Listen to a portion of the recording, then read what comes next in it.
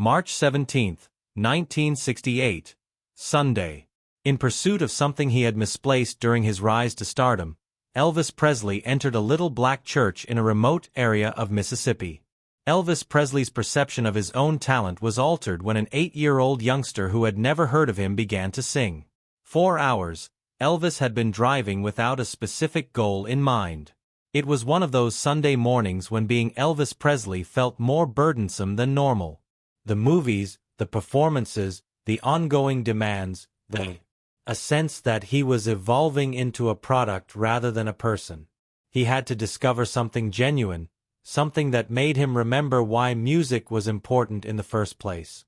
Wearing simple clothes, sunglasses, and a low-fitting cap, he had left Memphis before dawn, driving along Mississippi's back roads, the same routes he had taken as a poor child from Tupelo, back when music was still simple and uncomplicated. Elvis was forced to pull his car to the side of the road at around 10:30 in the morning after hearing something. Gospel singing emanated from a little white wooden chapel that was partially obscured by Spanish moss-covered oak trees and situated back from the road. Little more than a big room with a cross on top, the church was little.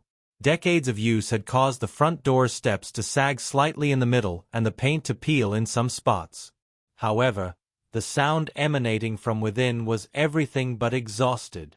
It was full of the kind of unadulterated spiritual power that no amount of money could buy, might purchase or manufacture in a studio. Elvis listened for a while sitting in his automobile. Unbeknownst to him, he had been looking for this.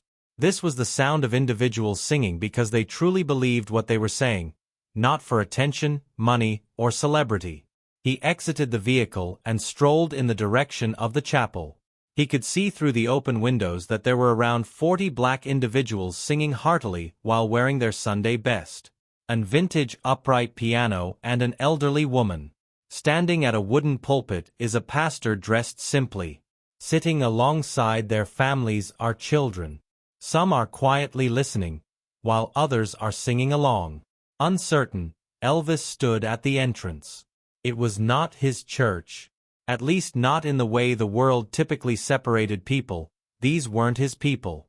Would he be accepted? Would his presence cause any disruptions? Something holy? A tiny hand came out and grasped his as he paused. When Elvis looked down, he saw a youngster with big brown eyes and a soft grin who might have been 8 years old. The boy simply took Elvis's hand and gently drew him inside without saying anything. The child motioned for Elvis to sit after guiding him to a location close to the rear. Then, as if Elvis had always been there, the boy took a seat beside him. A few individuals turned to face the stranger in sunglasses, but nobody paid attention. Nobody muttered. The song went on uninterrupted. Elvis took off his cap and sunglasses, but in the low light of the chapel, without the beautiful costumes and well-groomed hair of his shows, he was just another man dressed simply. No one knew who he was. The fact that Elvis Presley was seated in their church was unknown. As they sang an old hymn, the congregation's voices blended in unison that appeared to originate outside the little wooden structure. Even though Elvis had won Grammy Awards for his gospel records and had sang gospel his entire life, he felt like a learner in the company of masters when he heard these sounds. After the hymn concluded, the preacher spoke briefly about faith and tenacity. Then he asked if anyone was moved to give a testimony or a song. Many of them stood and sang. An old guy whose voice boomed with conviction but trembled with age. Several members of the congregation were moved to tears by the middle-aged woman's singing. Every performance was more poignant than anything Elvis had ever heard on stage because it was genuine and unrefined. The boy beside Elvis then got to his feet. He was small for his age, wearing a shirt that had been meticulously ironed despite being worn thin in some spots, and pants that were a little too big. He approached the front of the congregation with calm assurance rather than hesitancy or anxiety. The boy said, "I'd like to sing." Stated. His voice was sweet and clear. The preacher grinned. "Samuel, go ahead. Give us your blessing." After standing in front of the small group of people and briefly closing his eyes, Samuel started to sing. He sang the old gospel standard that his grandmother had taught him without any accompaniment, just his clean, unadulterated voice. Something cracked open in Elvis's chest. Technically, the boy's voice was not flawless. There were no showmanship or vocal runs. However, it included a message Elvis hadn't heard in a long time. Perhaps he hadn't heard since his own youth. Total sincerity without reservation. The boy wasn't giving a performance. He was in prayer. Each note was an offering. Each and every phrase is an authentic manifestation of faith. Samuel sung about mercy and kindness, about being embraced by love, about not feeling alone, even when things are at their worst. His tiny voice filled the congregation with purity rather than volume. It was similar to hearing the sound of an angel if angels were 8-year-old Mississippi boys who had never taken a music lesson yet had a deep understanding of music. Elvis's face began to well up with tears. He made no attempt to conceal them. Other individuals were crying all around him. This was the origins of gospel music. To create moments like this, where heaven felt close enough to touch, rather than to fill arenas or win prizes. After he was done, Samuel opened his eyes and grinned, not with pride but with sheer happiness. "Amen and bless you, child," the congregation said as he returned to his seat behind Elvis. Elvis was unable to resist. He got to his feet and began applauding before he really realized what he was doing. Not a few people's courteous church applause. Claps, but real long-lasting applause. The kind he'd seldom ever given but had heard thousands of times. He was met with slight astonishment by the congregation. Their services rarely received applause, but they grinned at the stranger's apparent feeling. "That was beautiful, son," Samuel was told by the preacher. Samuel sat down beside Elvis again and said, "Thank you for sharing your gift." Elvis leaned over and muttered, "That was the most beautiful thing I've ever heard." Samuel's huge brown eyes gazed up at him. Elvis said softly, "Thank you, sir. Do you like to sing?" "Yes, I do." "Do you want to perform a song?" Samuel inquired with the naive directness of a little child who was unaware of performance anxiety or stage fright. Elvis paused. He wasn't here to perform. He would come to here to discover something he had misplaced. However, something stirred inside him when he saw Samuel's eager face in the warm setting of this little chapel. Elvis said, "I don't want to intrude." Samuel grasped his hand once more. "You're not interfering. The church doesn't operate like that. Everyone is welcome." Elvis was struck hard by the statement's obvious wisdom. Everybody's welcome. When was the last time he felt completely at home? When was the last time he had been in a situation where he wasn't Elvis Presley, the rock and roll king, the product, or the phenomenon?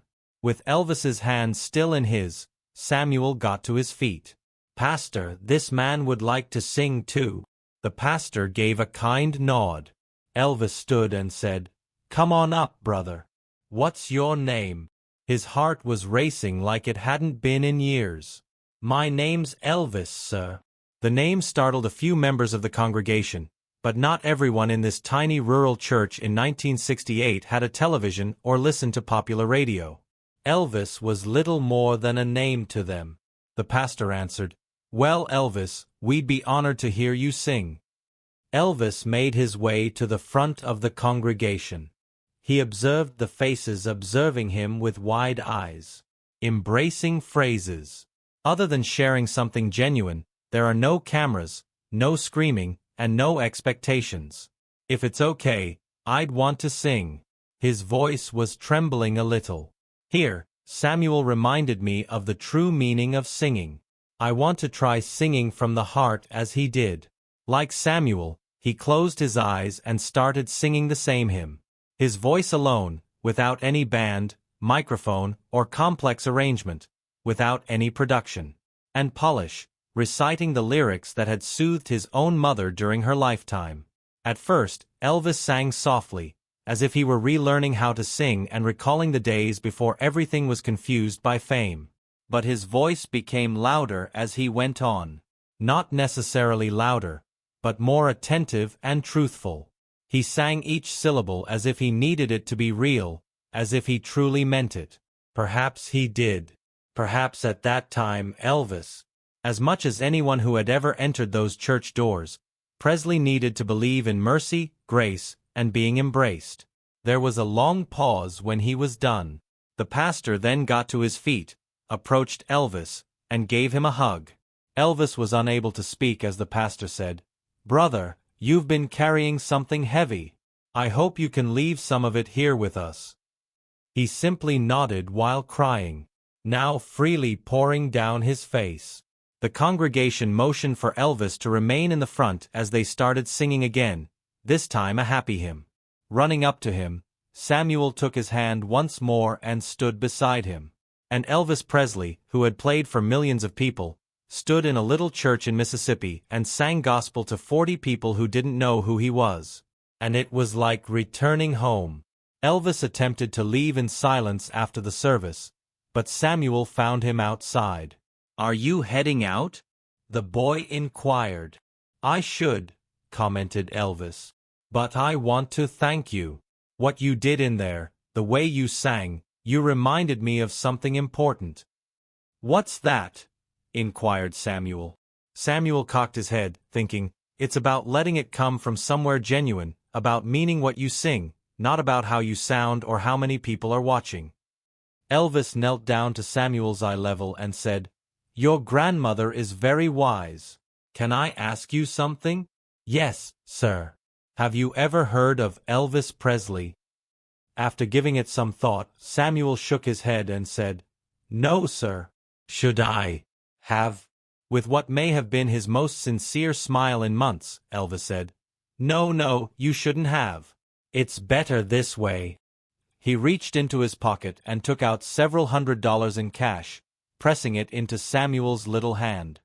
"This is for your church, for the piano, for whatever they need. Don't tell them who it's from. Just tell them it's from someone who needed what you gave him." "This is a lot of money, sir." "It's not nearly enough for what you gave me," Samuel said gravely as he gazed at the money today. "Pledge me something, Samuel. Promise me that you'll continue singing exactly the way you sang today. Don't let anyone make you sing any differently. Don't let them polish it, package it, or turn it into something it's not. Keep it pure." Elvis got up, put on his sunglasses, and put the cap back on and made his way to his vehicle. Feeling lighter than he had in years, he drove away from that little chapel. After watching the stranger's car drive off down the street, Samuel hurried back inside to give the pastor the cash. The congregation gathered in awe, attempting to discover the identity of the stranger and the reason behind his lavish gift. Elvis was his name, he said. Samuel told them his singing was really lovely.